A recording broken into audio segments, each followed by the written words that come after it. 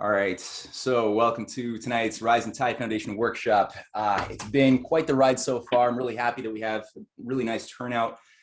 And we just got off of 4 weeks of working through the 1791 report on the subject of manufactures, one of Hamilton's famous reports, which played a major role not just in establishing the foundation of a new system of political economy that had given more substance to the meaning of the American Revolution, since at the time, as we came to discover, the United States was not doing well.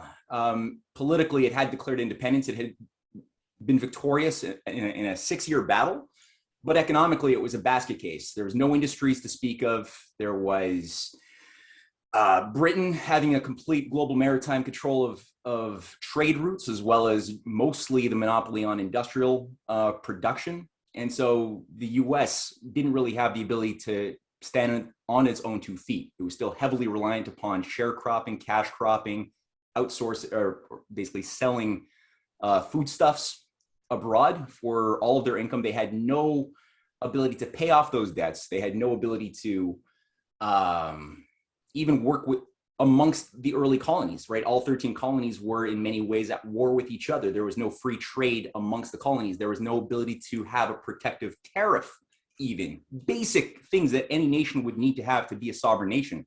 The right to have a protective tariff to favor and stimulate the development of local agriculture and industry. That was not even there.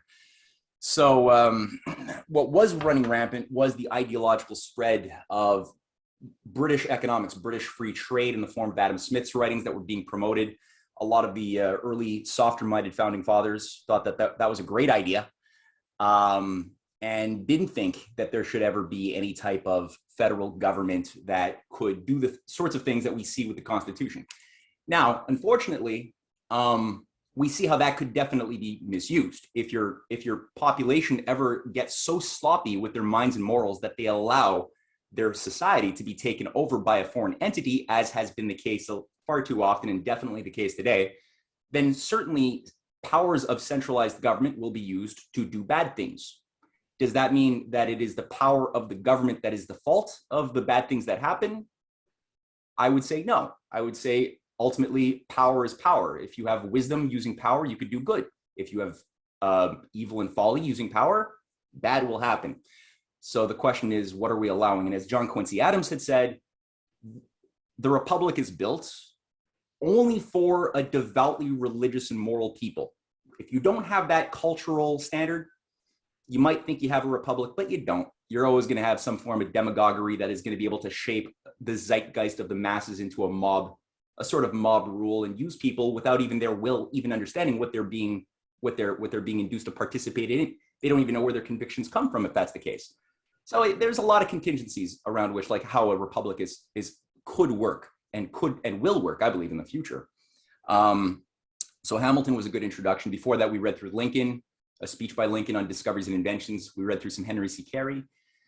And today, the long-awaited entry into the mind of the late, great economist Lyndon LaRouche, who died in 2019 at the age of 96. He left very much an intellectual and political legacy that I don't think has properly been felt. And the insights and ideas that he was able to create and apply in the course of his life has created a sphere of, I think, potentials for good, which strategically not a lot of people properly see amongst the West, though, as we saw with the Sergei Glaziev speech of not that long ago, September the 10th, or 9th, which was the birthday anniversary of LaRouche. Sergei Glaziev, a leading figure in Russia, a major grand strategist behind the formation of the Eurasian Economic Union, the integration of that into the Belt and Road Initiative, the establishment of a new alternative financial and security architecture, which he has spoken at great length on, an advisor to Putin.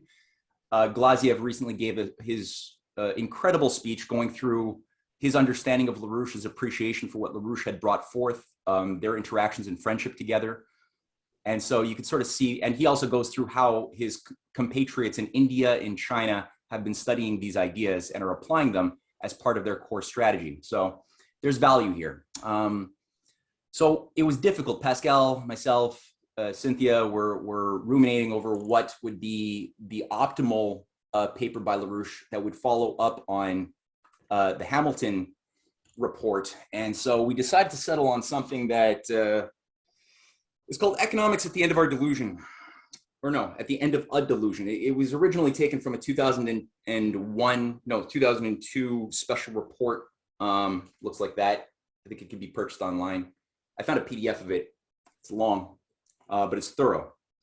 And in it, LaRouche is going to not just give an analysis about the absolute unavoidability of a systemic breakdown if certain changes are not met. And keep in mind, this is 20 years ago. And he's describing exactly the process that we're living through right now. And so he didn't have a crystal ball, no magic, no tea leaves. He simply was looking at things that we're told in business management, economics classes that you're not really supposed to really pay much attention to.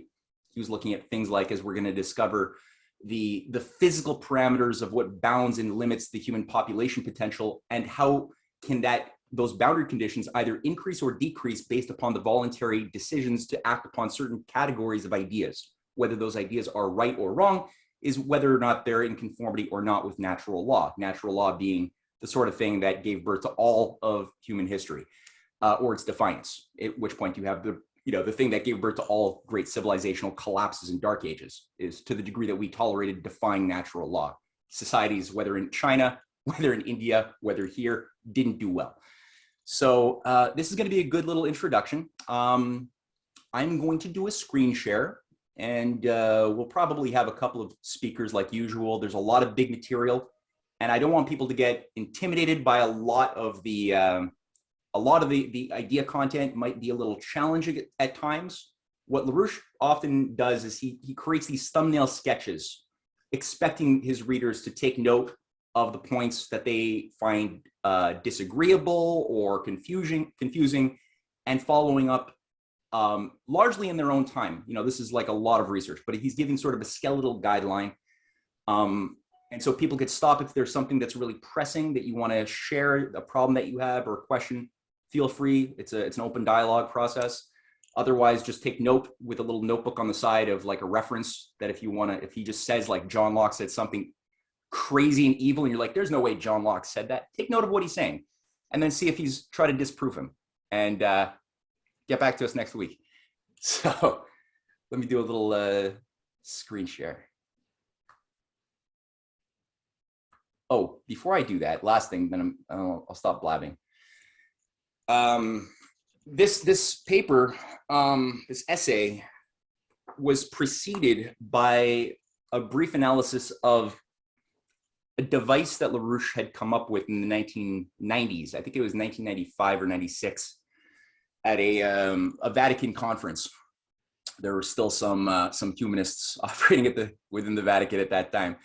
And he was invited to present some of his discoveries of the science of physical economy. And he showcased, to help people understand what the basis of his forecasting was built upon, and how to understand the key structure of the current crisis. Obviously, this is simplified.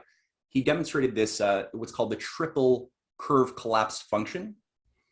Something some people here I'm sure have seen, others have not, but basically he updated it in 2001, and this is basically the what you're taught to look at in university and in most modern business management, economics, macro, microeconomics courses are different theories that apply to the two top curves, the financial aggregates and the monetary aggregates, different theories of pricing, different theories that support the growth of speculative devices, derivatives, other creative financial instruments, inflation theories, how to control inflation using interest, blah, blah, blah.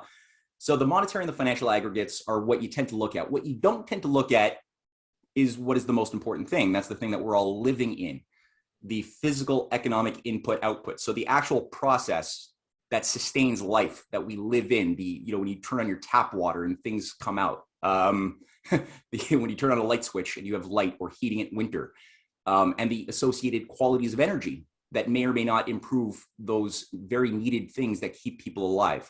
The agriculture that goes into the entire physical economy. And we got a good sense of that by reading Hamilton, the intricacy and the interconnectedness of the physical economic means of production, transportation, transformation of goods from being raw materials into useful things.